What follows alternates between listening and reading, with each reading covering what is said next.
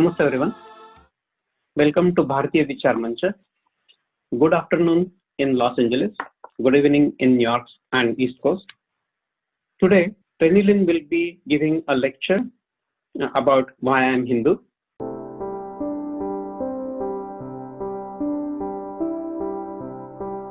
Renee Lynn is an activist, published author, columnist, founder of Voice for India.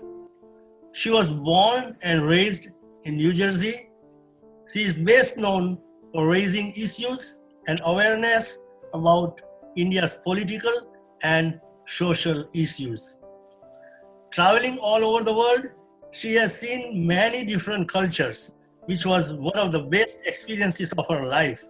India being the most life-changing.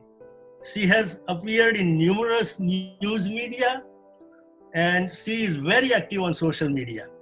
Renee Lynn exposes the media and propaganda against India. In her book, India Striped, she investigated the mainstream media and tells the world about the real India. Her passion for getting the truth out about India is perpetual.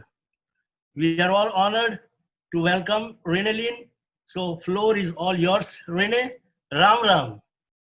Okay, thank you. Ram Ram, Namaste, everyone. And I feel so honored to be here and with you all. It's going to be a great experience, and it's just a wonderful organization. So thank you for everybody joining in and to hear my very personal story and journey, which led me to where I'm at right now. So my platform and my website, Voice for India, that's the name I became famous for, Voice for India, Renee Lynn. And to go to my website, www.voiceforindia.com, you can find more information about my project and what I'm passionate about. And also, I have wrote 2 books which are available on my website. The first one is India Stripped, and that's about my personal journey through India, my life-changing journey through India.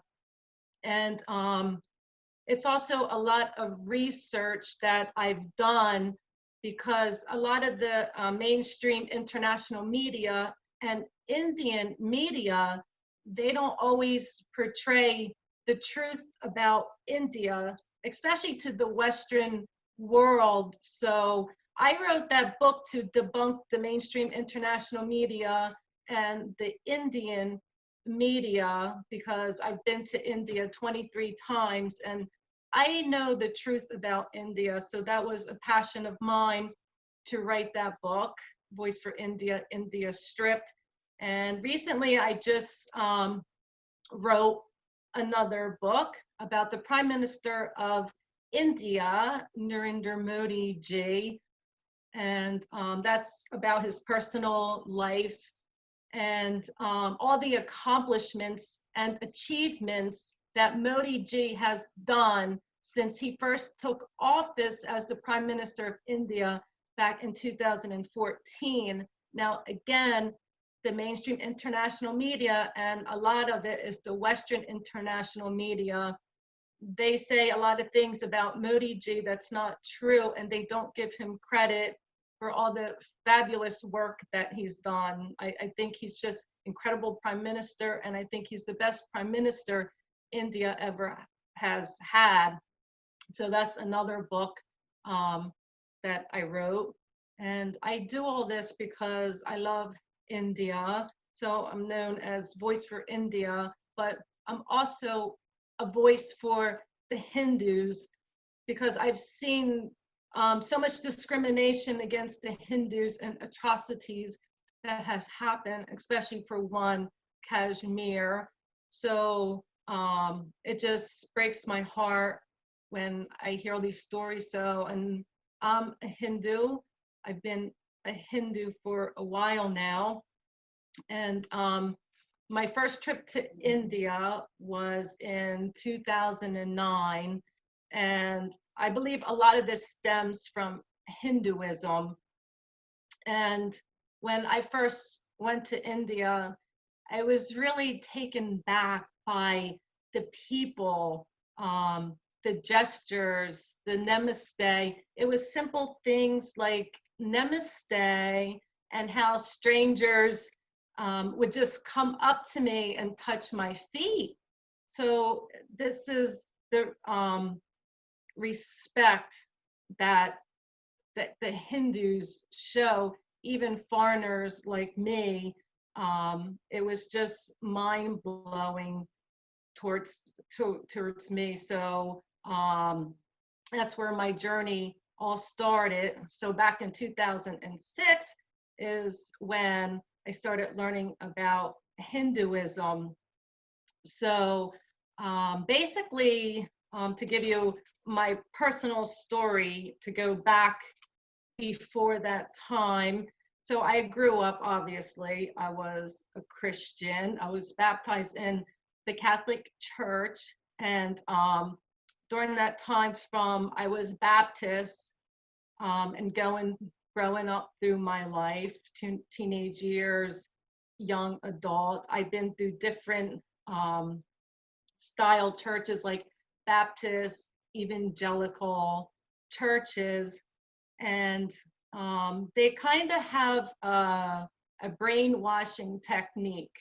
I guess it's kind of like how Islam has their verses in their Quran that brainwashes people and does a lot of damage. But I think on my personal opinion and my personal experience, it's not as radical as Islam in the sense that they do jihad and slaughter. So for me, growing up in the Christian church, there was a lot of guilt and shame.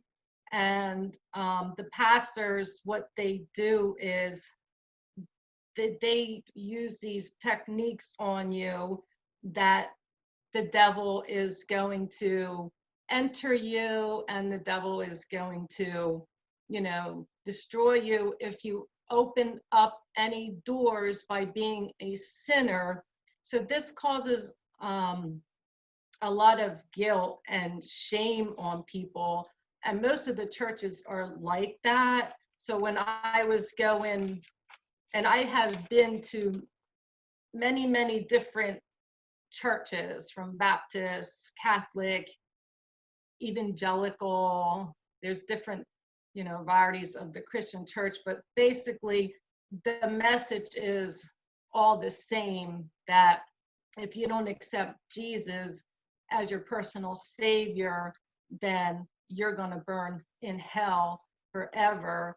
And when you hear that constantly, as a small child and growing up, it causes a lot of guilt and depression and anxiety. So, and and in my mind, when I would read verses from the Bible, like Jesus was all about love and peace and forgiveness. And if you read, I'm not sure if anybody here ever read the Bible, but I've been through the Bible. When I was growing up, Jesus' message is all about peace and love and forgiveness. And if you look at Jesus' message as compared to even Buddha, like Jesus quotes in the New Testament, the Bible, are so similar to Buddha's message. So in my mind, how could God be so hateful to condemn somebody to hell for not acting like a proper Christian, a perfect Christian, for not accepting Jesus?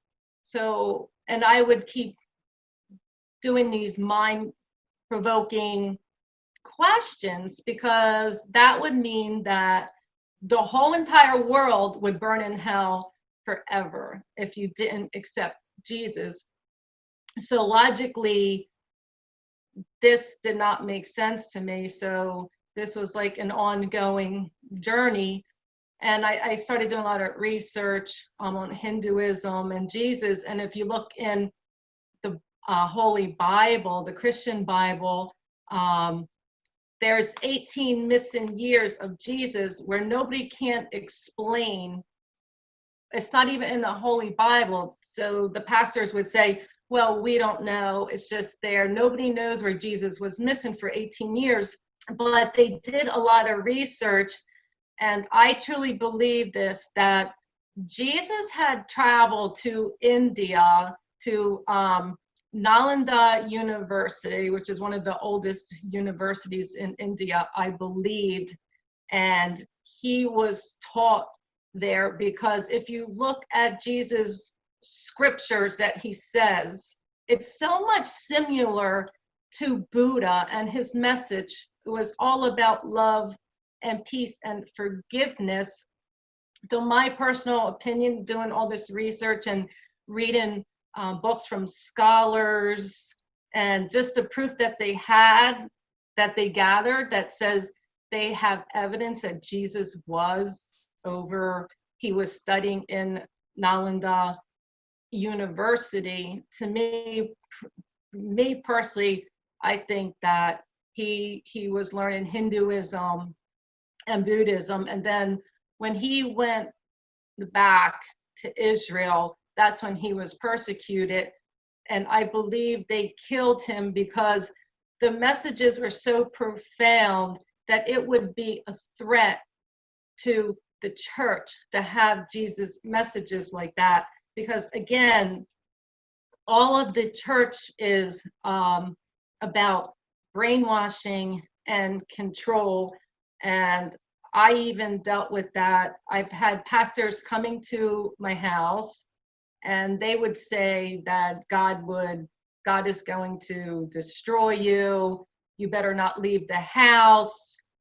You could get in a really dangerous accident. And this is the fear that they put in you. They say horrible things like that.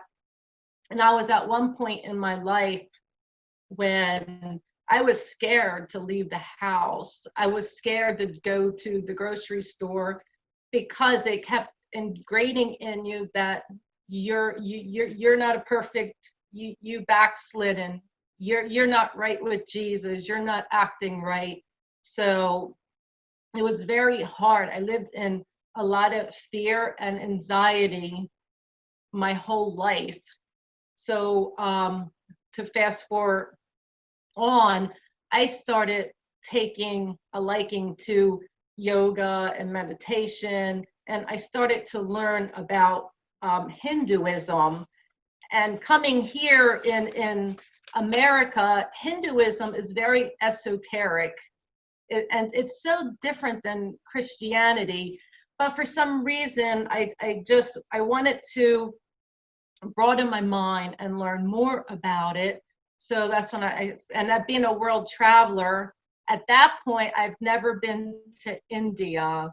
So I was learning all about yoga and Indian philosophy. So I'm from New Jersey, and if anybody knows, we have the highest concentration of Indians living in New Jersey, so which is great for me. So one day I went to a fair. It was an Indian fair. They were going to have all kinds of Indian food, jewelry, music, dance. It was just like really fun Indian event. So I went there, and this lady, she didn't even know me. What happened was she gave me a pamphlet on Hinduism. So I went back and I read it. And even though it was so different than Christianity, even though it was so esoteric, I still read it, because when I started learning more about Hinduism, I was blown away by it. Was so logical and so practical. And it's about your karma, and it's about your dharma, and it's not it's not a God threatening you to burn in hell. So for me, it gave me so much peace. And little by little, I started learning and doing yoga and meditation, and I started feeling free for the first time in my life. The anxiety, the fear, the guilt, everything that comes with having ingrained in your head for so long that you're a sinner, you're not perfect, or you're not following the Bible according to Jesus, whatever the pastor, whatever his control was to control you at that time. So learning Hinduism set me free. And I will tell you, it wasn't overnight. It was a slow process, because you have to imagine, if you've been taught something your whole life and it's been ingrained in you, you don't just pop up one day and it's like everything's gone. It doesn't work like that. So it was a very long process for me. I guess I would say baby steps of doing doing yoga, because the church taught us that yoga is demonic. Do not do yoga, because you will allow demons to come inside of you and you will become possessed by the devil. So for me to start a yoga program was hard. As crazy as that sounds, it was very hard for me. So little by little, I would do it. And even at that point, I was afraid, because this is what the church taught us. And also there's books out there that these Christian people wrote. And I never forget this one book that I read. This one Christian pastor, he's quite famous. He wrote quite a bit of books. He said that Hindus are born demonic. He said that when a mother gives birth to a child out of her womb, that child is automatically a demon and demonic. Now, this is crazy. When I read that, I'm like, it seems so prejudiced. So this is how the Western world, the pastors are teaching people in church. And this is the materials that they give you. This is the books that they give you. So you can understand that why, for me, when I started to learn about Hinduism and I wanted to do yoga, I wanted to learn all about Indian philosophy, meditation, made sense for me. Now you know why it took me a long time to get to the point, where I was, I guess to say free. So it was that pamphlet really turned me. I truly believe it was divinely orchestrated. I really do. And I can tell you, since I found Hinduism and since I surround myself with Hindus, I've never felt better in my life. The Hindus are the nicest of all people. And I don't mean to say I'm biased, but it's true. Hinduism is the most humane religion in the world. Everything about it makes sense. So it makes me so angry when these pastors that are brainwashing people here in the Western world, not just America, in Europe, it's all the same. That's what they do. And even in India, they're doing the same thing. They're training them to say this and scare people that they have demons in them. And I've even seen videos in India. I know a lot of them aren't real, but people are staging, for whatever the pastor's doing. So we have that here. It's brainwashing.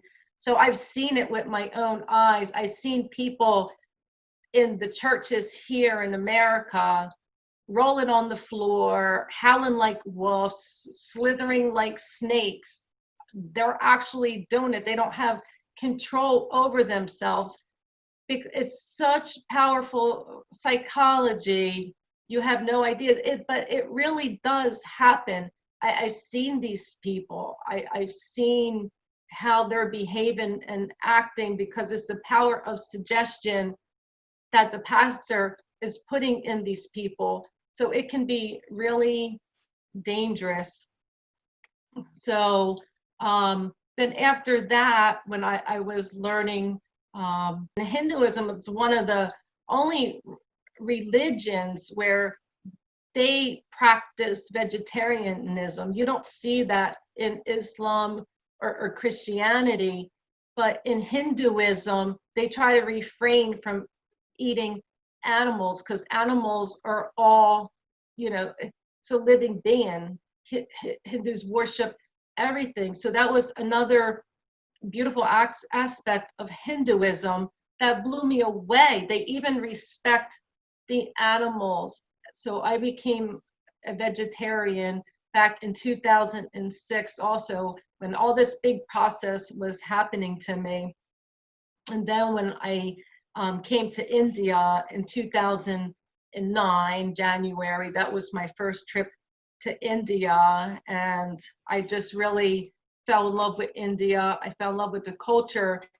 And when I went to India, I was like, wow, what I'm seeing and reading about Hinduism, all this, it really is true. Because traveling all over the world, India is the only country, and I've been to so many countries all over the world, where I've never received so much hospitality, so much respect, and just the simple gestures which I mentioned earlier, the namaste and the touching of the feet.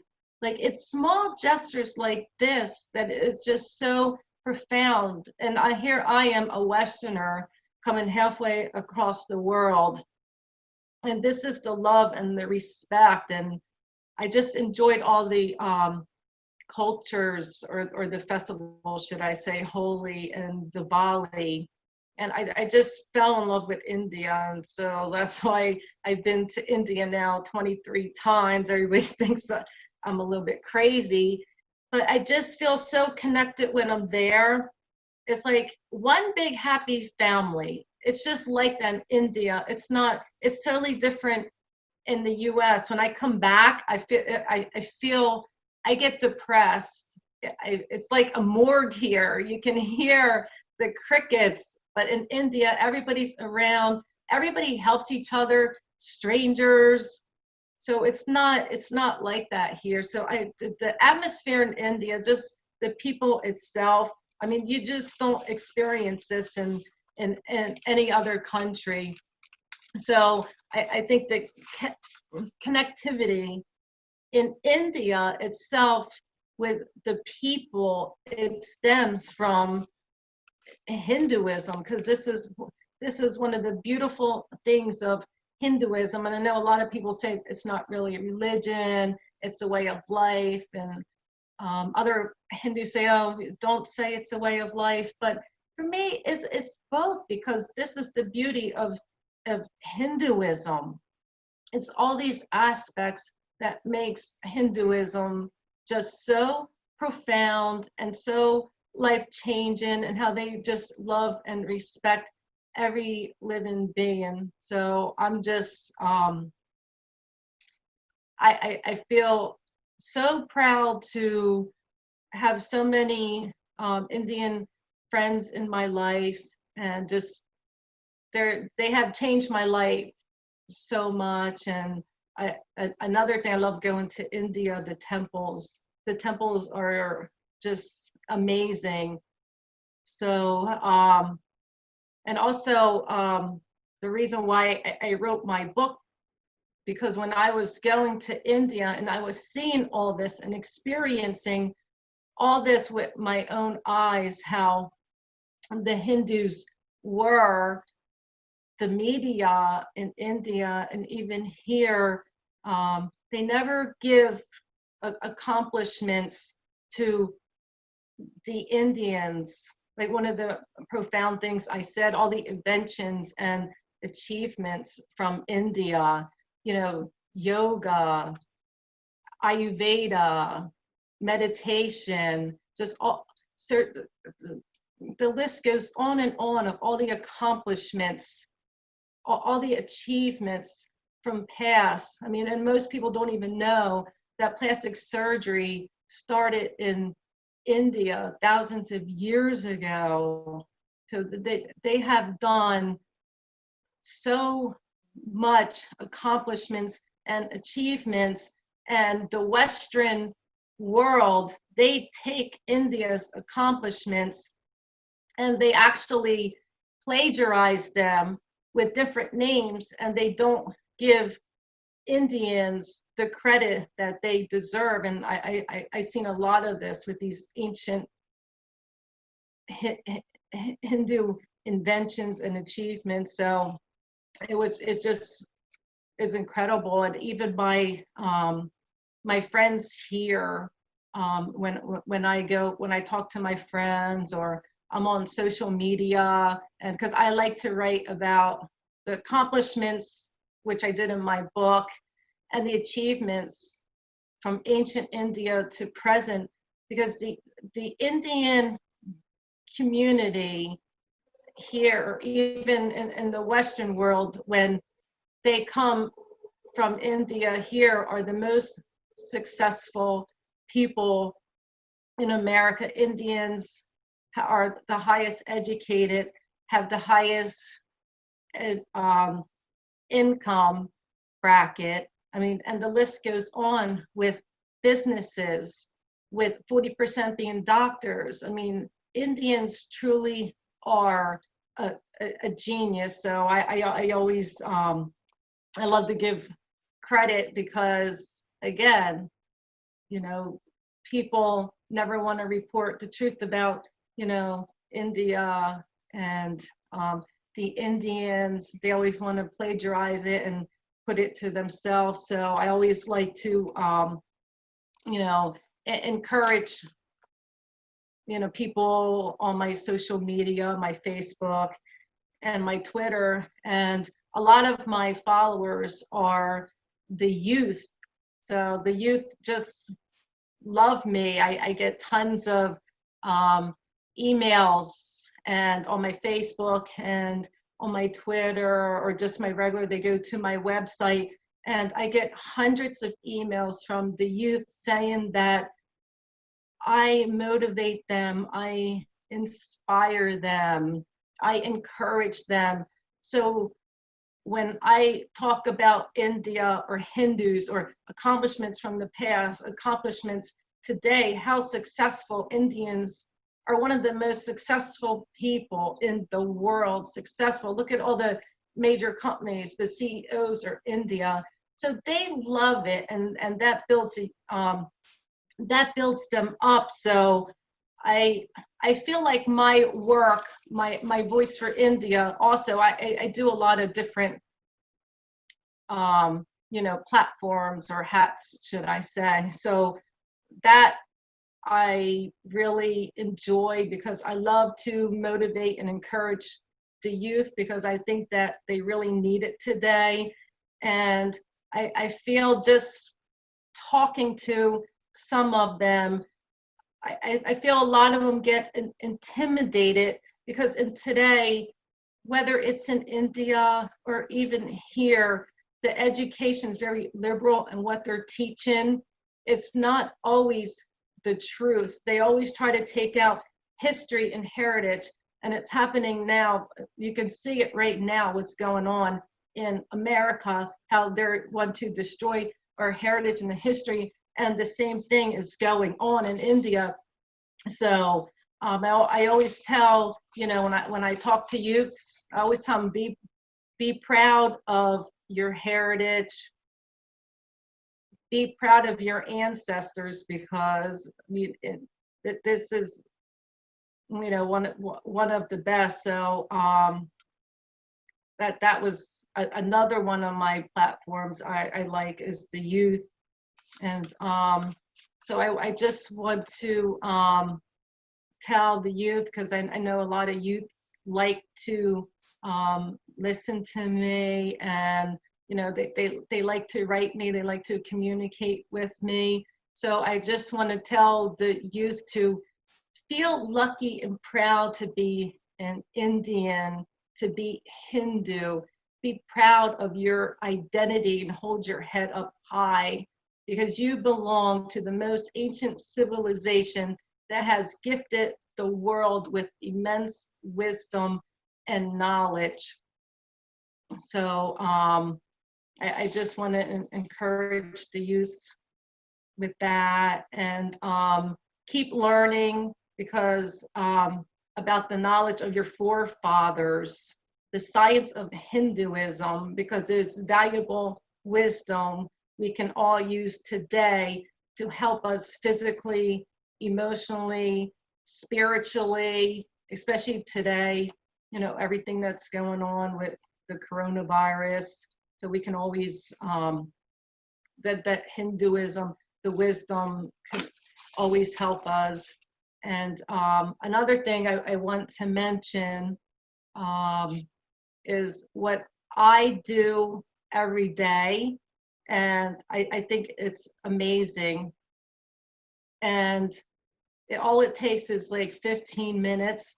So I listed here some things that I wanted to share, what I do every day, but it's really effective if you do it every day, and it only takes 15 minutes. So I call it a simple personal sadhana practice, and I think it would really help you a lot. So sadhana is a Sanskrit word for daily spiritual practice. And there's 6 things that I do. Sometimes I do them all, sometimes I don't. But one of the most important things I like to do is asana in yoga, sun salutations. So if you're not sure what yoga, the sun salutation format is, you can just Google that, and it'll show you exactly the steps to do.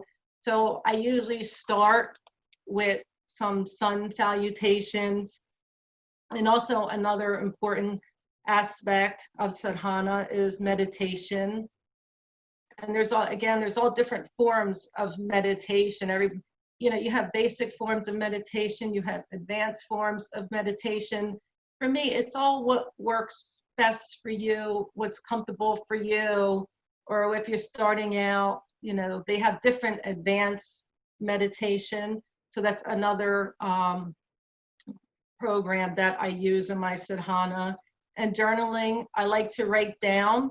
If I have goals or things that I want to accomplish, I always write it down, because it's very, very, it's powerful. And for some reason, I don't know the logic, but it's true. I've read a lot of gurus that said that they write down their lists, and for some reason, it just seems to come to pass for some reason. So I do that. And also walking in nature, just being in nature and being grateful and appreciative for the things in your life. It is so profound. So that's another part of my daily sadhana that I like to do. And also positive affirmations. So I can't stress this enough. I've done so much research on positive affirmations, which I guess another word that we all know it as is the law of attraction. What you say always comes back to you, and it is like karma. So I always try to think and say positive things, because in the end, it really does affect you physically, spiritually, emotionally. And another part of yoga that I like to do is pranayama. It's a form of breathing techniques in yoga. And again, there's different, there's basic pranayama, there's advanced pranayama. So that is really, really powerful.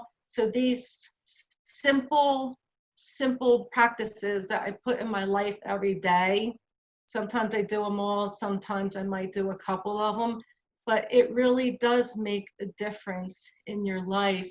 So that's one of the things I love about Hinduism.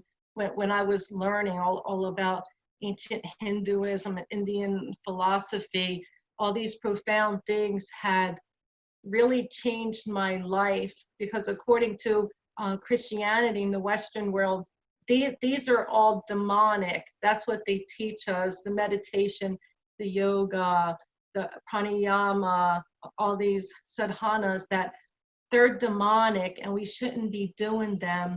And actually, in reality, these things are actually life-changing. They changed my life, and I don't know what I would do without them. So this is what they're teaching here. I'm so glad for India. I love India so much. I love surrounding myself with Hindus. It's just a great community, all these great Indian philosophies that changed my life and just empowered me so much beyond I couldn't even believe. So just getting to past that mindset and the brainwashing, but saying that yoga, meditation, all this is horrible. It's unbelievable. So love your heritage, be proud, of your ancestors, be proud of being a Hindu, because this is the greatest civilization. This is the greatest ever, my personal opinion. It changed my life, but most of all, it saved my life, because without, I always say, without India, without the Hindus, without the Indian philosophy, I wouldn't be where I'm at today. It really is life changing, all these Indian philosophies.